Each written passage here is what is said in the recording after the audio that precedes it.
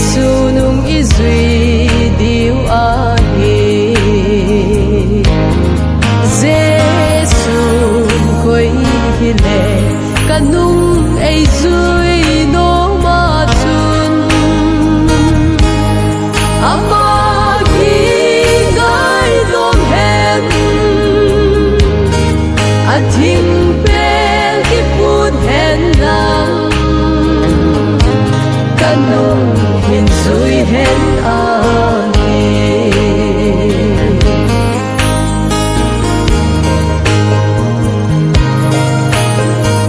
Krista nung izui na ba ni tin hem na hopal bangin ei su boy thei diu bin kum ki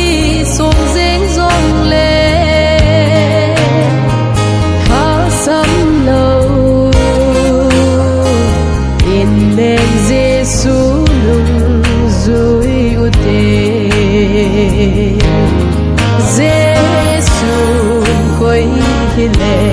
kanung ei zui no ma chun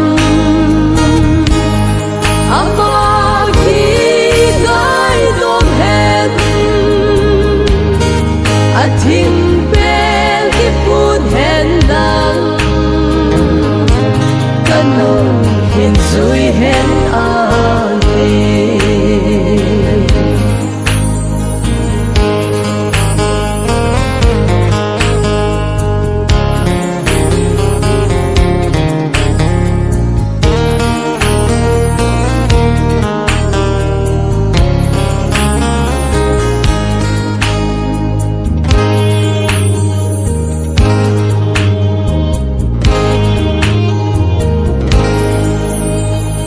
Ling le khao pal zong leo hen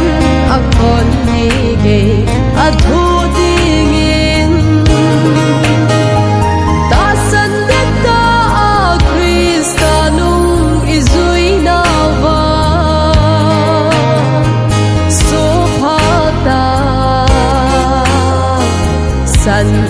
na bol a phai a hin ti ding Giêsu khoi